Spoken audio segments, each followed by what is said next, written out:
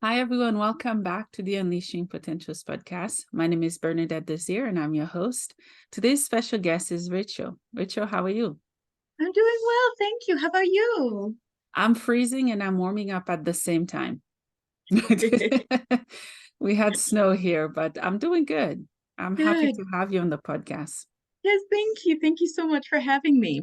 You're welcome. So, Rachel, where are you tuning in from? From Denver, Colorado. Ooh. Yeah, in the United States. Yes. We're much warmer than you are, it looks like. Yes. Most of the state feels a bit warmer than here. It gets cold. Yeah. Yeah. Welcome. Thank you. Thank you so much. You're welcome. So, Rachel, can you tell us who you are and what you do? Yeah, I'm Rachel Fiorentino. I am an intuitive tarot reader. I call myself an intuitive coach for badassery.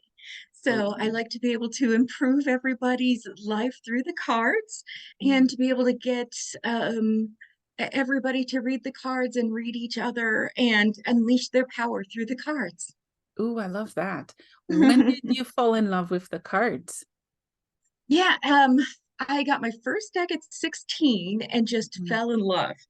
I thought they were just the best thing in the whole world. Prior to that, I had always been reading about the occult and listening to podcasts. I don't know Mhm. if anybody remembers the old Art Bell radio shows, but Mhm. he would always talk to psychics and mediums, and I was just obsessed with it. And yeah, and then at 16, I got my first deck and just fell in love with the mythology and the symbols and the signs. And then at 18, I became a professional tarot reader, and I was doing kind of the circuit Mhm. of the psychic fairs and the metaphysical shops, and I've been reading ever since. So it's been Wow. 30 years now. Wow. That's so cool. That's very young as well to be awake. Yes, Yeah. yes. Did your family and parents accept it? Everything that you're doing now. Yeah, yeah. They were on a different religious background, but my dad was the Yeah. one that was always listening to Art Bell, and Mm. my dad was always a little bit on that, Mhm. looking for future answers or answers in more than just what was here on Earth. So, yes, they had accepted that. I think I've only read for my dad once and only read, I don't think I ever read for my mom, but Yeah. a lot of family members I do read for. Oh, wow. That's awesome. Hmm. Um, can you tell us? I call it tarot. I guess there's different ways of pronouncing it. Do you call it Toro? Tarot, yeah, and Oh, there's really no difference. It's okay. either it's tomato tomato. It's one of those, but for Yeah, some reason when I was young, I had heard that term and that's just been the way I've said it. So yeah, that's really cool. Yeah. there's no they kind of said like tarot came from an Italian game called Tarachi. And so Oh, it was always kind of pronounced more of like the tarot from mhm. Tarachi, but really you would not be looked at or be judged Yeah. by saying either or. Yeah, that's so cool. Can you take us back to the history of tarot cards? Yeah, absolutely. So Mhm. um from the beginning, where when paper was first made, people were always just making designs on paper. And so, depending on what school of thought you came from, it kind of either came from China or the papyrus in Egypt. Mhm. So, from there, people would write different symbols on paper. Some of it became money, some of it became games, some of it became our poker deck. But it kind of ended up going into the Italian side, where Italians, like I said, started doing a gambling game called Tarachi. Mhm. Um, and from there, it kind of grew into like the French Illuminary period. So I believe that's about like 1700s from there. And then from there, a pastor ended up saying that the cards could be used as like secret languages to being able to talk to each other. So you figure that during that time period, you also had the Italians against the French and all of these other people kind of against each other. And Mhm. so those cards were kind of looked at as being able to talk to each other in symbols. And we Mhm. see that throughout all of history of where people talk to each other through symbols. Mhm. From there, it kind of grew into the deck that we know of today with the 78 cards. You've got the trump cards, which are, I like to call like your big heavy hitting life alternative kind of cards. So these are your deaths and rebirths and getting new jobs, the big Mhm. things in life.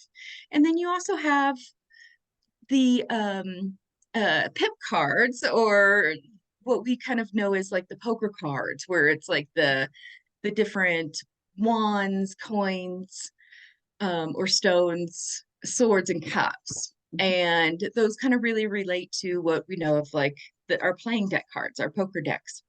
Mhm. Those are what I call like our snapshots of what's going on in your life. So if you might be mad at your husband one day, or or you're just frustrated with life, kind of thing, those are what those kind of cards represent. And then you also have court cards, which are your helpers in life, where they can also represent yourself. Mhm. But these are like actual people that are just kind of guiding you along the way or pushing you. It depends on if you're not listening well enough.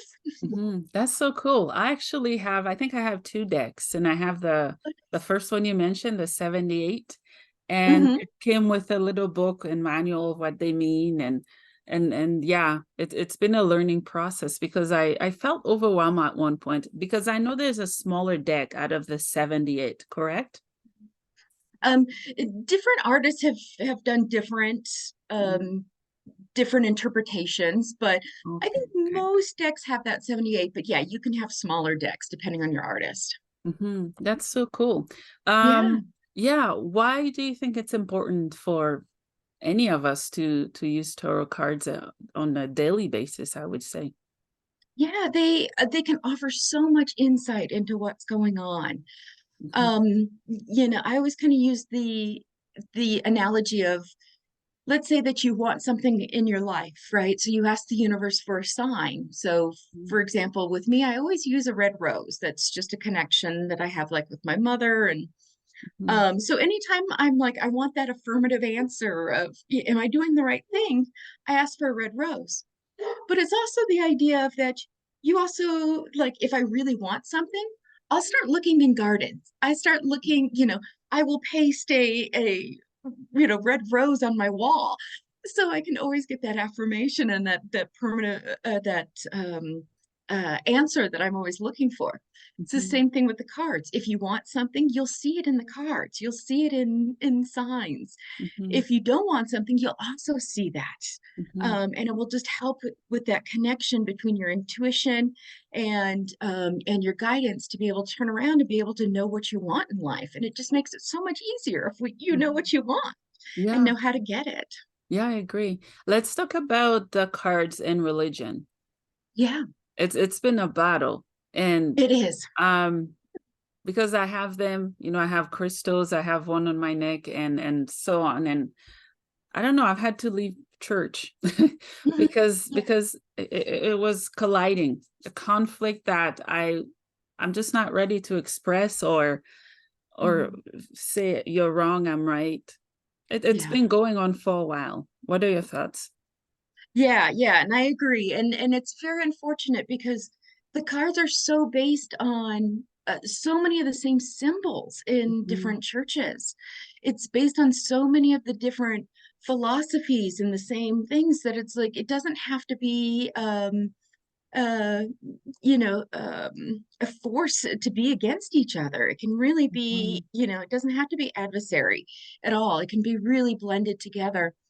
I Mhm. think part of that is during the time with the Italians and the French, that also came about with the big churches like Catholicism. And Catholicism actually came out with saying, like, you cannot gamble during that time. So that also meant part of the cards that we use, a group was used as being gambling, and a group of those cards were used as like divination. Mm, So they kind of banned all of that, all of the cards, which is an interesting fact. They also banned bowling and many other different things, but um, for some reason, it's the cards that have stuck. And if you know, a lot of people gamble anymore, and all of that gambling and bowling all kind of came back together, but the cards have always been kind of on the outskirts still. mm, And it's very unfortunate, but these ideologies can definitely be together. It doesn't have to be one or the other. It can be. It's the cards are really based in a lot of um, a philosophy and a lot of psychology, which is really interesting. It's the idea that the cards represent a full cycle of somebody, which also shows that in the Bible. It also shows that in Star Wars, where it shows a mm, full cycle of somebody's life, starting from a person that's not ready for their own adventures, but are kind of forced into adventures to finding themselves, to finding people that help them, and turning around and going back to their home mm, as a better person. That's mhm. all the same stories as the Bibles. And it's just Mhm. unfortunate that it doesn't have to be, it doesn't Yeah, have to be. yeah, yeah, It yeah, doesn't you're take right. away anyone's religion at all. Yeah. So can people give themselves a reading? I tried to do that. Someone told me it's not a good idea. What are your It's thoughts? it's definitely harder. It's definitely harder. I Yeah. do it. The best advice I was given when it comes to reading for yourself Mhm, is to actually say it out loud, like somebody's on the other side of the table with you. mhm. So then that way you're not doing that internal interpretation, because I do it all the time. It's Yeah. something we all do as readers, Mhm, because we are biased. But I read my own cards like I'm reading to somebody else across the table from me. mm. And then by actually hearing my voice, saying it out loud, and then coming back in, I'm able to go, oh, that makes so much more sense now. Mhm. But Yeah. it is a lot harder. It would be easier to have somebody read for you, definitely. Hmm. Yeah. What is the difference between oracle cards and tarot cards? Yeah. I'm not as familiar with the oracle cards as I am, was Mhm, studying the tarot cards for 30 years. But mhm, the oracle cards are usually more of like affirmations, or more of like you just kind of draw one card at a time, and that's what's going on for your day, or that's what's going on. That's the answer. mhm, Versus the tarot cards, you put several cards down to be able to form a story. mhm. And by forming that story, you kind of get a little bit more insight versus more of an answer of of exactly what you're looking for. Yeah, let's say I come to you. I'm looking for, just some insight into podcasting. What would you Yeah, say to me?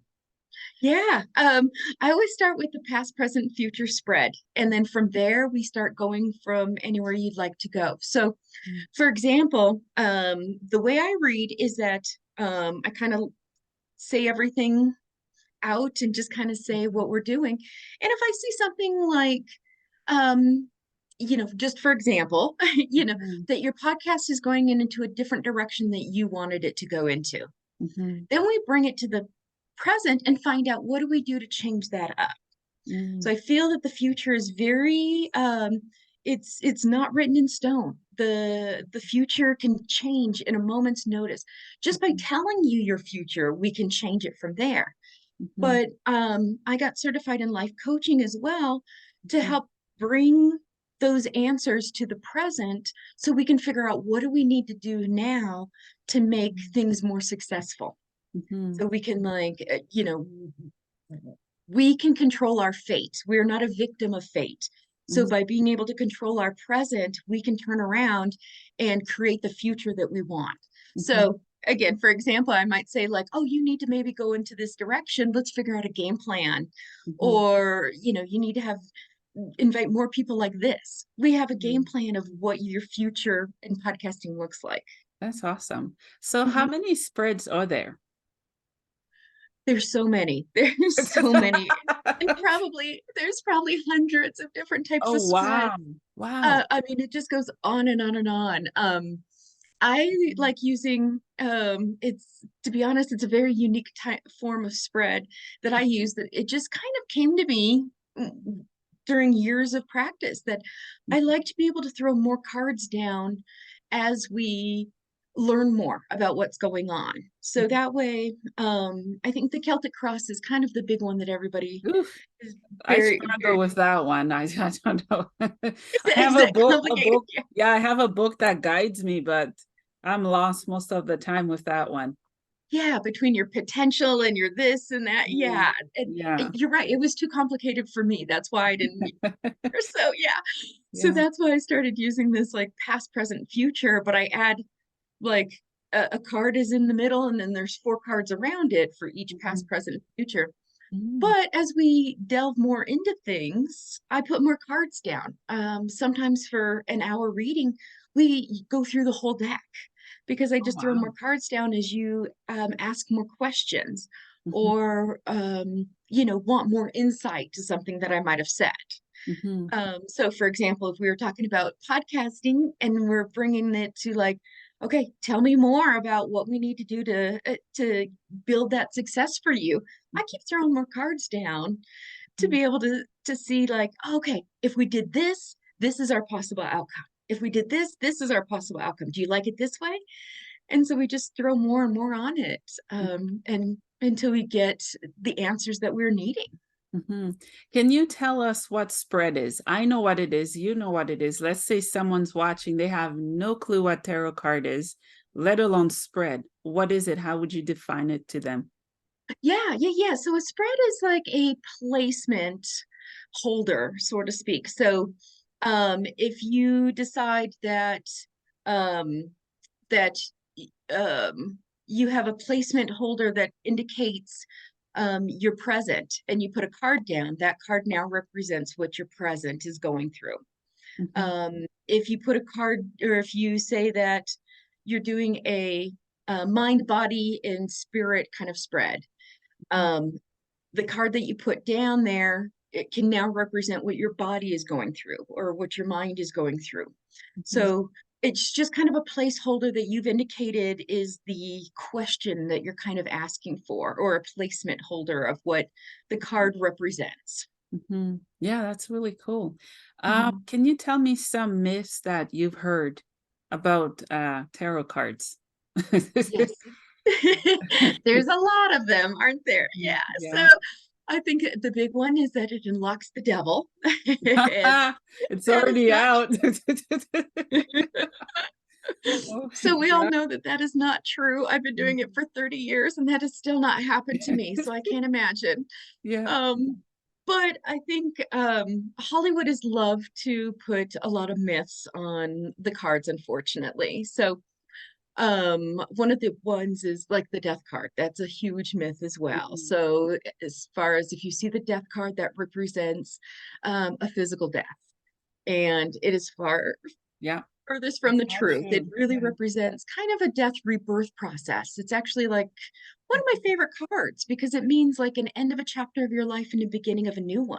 Mhm, And I always look at it as it's with the beginning, you have a whole new chapter of your life that hasn't been written yet. And you mhm, can, make that anything you want. You have so much potential that's just in a blank piece of paper. mhm. So no, the death card is not about physical death. So yeah, Yeah, it's a good one. It's a good one. yeah, yeah, another one is the devil card. Yes, yes. And so yeah, that's yeah, again, unleashing that devil. But Mhm, so in my interpretation, the devil is somebody that pushes us whether we're ready for it or not. I mm, know in a lot of traditional the devil is somebody that might be using drugs or alcohol to excess or has like mm, addiction issues or things like that. mhm, But in my interpretation from all my studies is that the devil is somebody that pushes us whether we're ready or not. So they can be our biggest cheerleader when we're on the same page, mhm, but they can also be kind of painful when they're trying to push us into something we're not ready yet. mhm, A big example for that is you hate your job and you want to quit, and all of a sudden you get a new boss, and the new boss is just a horrible human being, right? So he can be our devil. He can be one that's like pushing us to leave the job, pushing us to get beyond our comfort zone and outside of what we need to be doing to get back on our path. For me, it's the snow. This morning, I'm like, the devil's a liar. I'm not gonna freeze today. It's the snow, it's the winter. I'm like, no, not today. Yeah, yeah. But see, Yeah. isn't it great? Like the snow can be your devil because now it's forcing you to stay inside and be able to get some work done internally. Yeah, and sometimes I still have to go out whether I want to, and I'm just rebuking the cold as I freeze. Yeah. Yeah. So, Rachel, tell me of some success stories you've had from clients. Yeah. I've had some great successes with being able to help people get to their new path on life and be able to get outside of their comfort zone and be able to really unlock their potential of what they're meant to do. A few of the ones are going from a soul-based business or as far as like they being the only person in their business to it being a multi-million dollar business now that they were about ready to sell. And it's the idea of like helping them along the path of going, Mhm. okay, this is what your future's looking like. Let's change it up. And so going from, yeah, a one person business to multi-million dollar, multi employee level has been great. So there's Mhm. those types of successes. There's also the idea of the more quiet successes of, you know, a mom trying so hard to, or a woman trying so hard to get pregnant Mhm. and being able to just go like save yourself time, let just go to the doctor right now, Mhm. and that way you don't have to wait years of infertility and issues going on. Go to the doctor, let's just nip it at the bud, and she was Mhm. able to get pregnant Wow. and not waste so many years of trying and so many years of Mhm. heartbreak. Yeah. She was able to just jump right ahead. And so, That's yeah, she's loving her life, and now she's got several kids, which has been Oh, amazing. wow. That's so Mhm. cool. That's really cool. Yeah. So when you're doing reading for clients, do you get downloads from guides, angels, just your intuition, or the cards? I call it intuition and the cards. It's more about the easiest interpretation I can give is that it's a sense of knowing. Mm, It's like it's not necessarily a memory, but it's the sense of art. I already know this about you. mhm, The cards have already kind of showed this about you. And mhm. so I just kind of already know it. And I know there's got to be different words to say that to make that sound better, but that's the only interpretation I've been able to come up with is that I just know it and it just comes out. Yeah, that's But I think awesome. that's that direct connection between, Mhm, yeah, intuition and mhm. my soul and the cards. Yeah, that's awesome. So when you're working with clients, how do you structure your program? Is it Yes. week basis, or what do clients learn? Yeah, so I've got a couple of different ways to do it where Mhm, I've got clients that come in, once a year, once a month that come in and get mhm, a reading. mhm, And just kind of like tap in and just say, hey, am I still on the right path? We're still doing okay.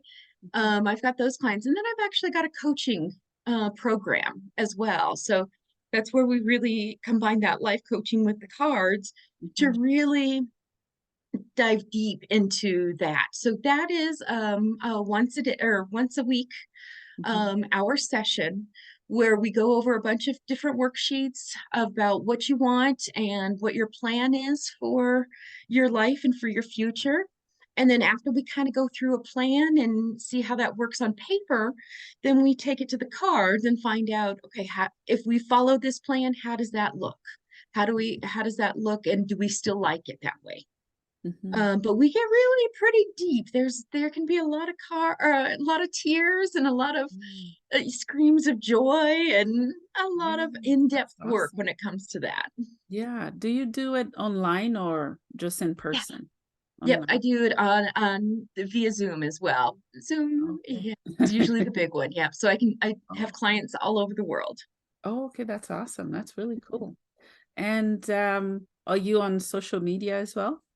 Yes, yes, you can find me at Instagram and Facebook at Tarot Readings by Rachel, or my website is tarotreadingsbyrachel.com.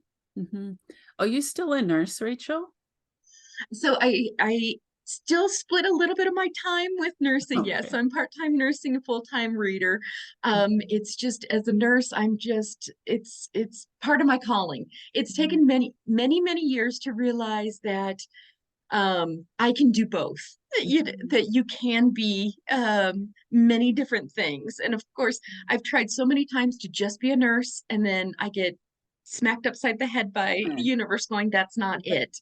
And Yeah. then I've tried just being a reader, and the universe is like, nope, that's not it either. And Mhm. since I split my time, um, I have had more abundance and more successes and more freedom to do what I want since Mhm. I started doing both. So Wow. I'm like, okay, Cool. I get my answer now. So Yeah. yes, I still do Yeah. nursing. Oh, wow. So I love your background. Is that a tapestry or actual flowers? So it's flowers that I've hot glued to the wall. Ooh, very Yeah, pretty. yeah. So Yeah. it took a long time to do, let me tell you, a lot longer than I thought. Yeah, you must love flowers. What did they mean to you? Yeah, so it's kind of my ancestor wall. So as Oh, you can kind of see, there was the red rose that represents my mom. The yeah. sunflowers represent my grandma. So it's all of these flowers have represented all of my ancestors and all things that I've come through during life. So a few of the flower or a few of the leaves are Hawaiian Mhm. leaves, which are I lived in Hawaii for 9 years, and so Mhm. it's just kind of, yeah, a mixture of ancestors in my life. Mhm. Oh, I love the black roses. Yes. Wow, Yes. very, I very had to pretty. get a little goth in. I had to get a little goth in. Well, it looks really good. Yeah, I love Thank that. you. Thank you. Yeah. Is there anything else you'd like to share that we haven't covered yet? Um, no, I mean, my big thing is that the cards are based in psychology. They're not based Mhm. in anything evil or malice of any kind. Mhm. If you'd like to read more about the psychology of the cards, you can read about Carl Jung or Joseph Campbell. Any Mhm. of those will help you kind of give a better understanding of the cards. And I think more people that understand the cards on the psychology level, we can start making this more mainstream. We can make this Mhm. accessible for everybody, that we can all read cards for each other. Mhm. I keep thinking about, remember back in the day that yoga and meditation were really for the woo-woo people. And now it's something that's like Yeah. everybody should be meditating and everybody should be doing Mhm. yoga. So I'm hoping that the cards will fall in line with that as well, that Mhm. everybody should be doing readings for themselves and for each other to be able to heighten that level of our potential.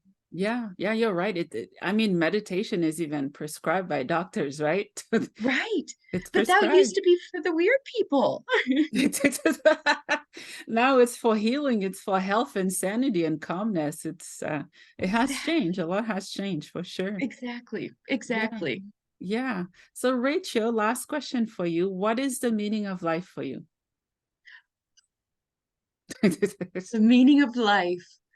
I would probably say, and this is probably the simplest form, is probably love.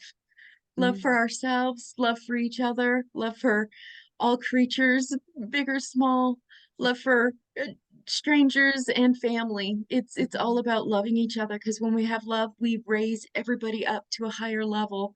mhm. And when we can all get to that higher level, that's where the real magic comes. I love that. Mhm. Well, Rachel, thank you so much for your time. Thank you for all that you do. It was an honor to talk to you and learn of what you do.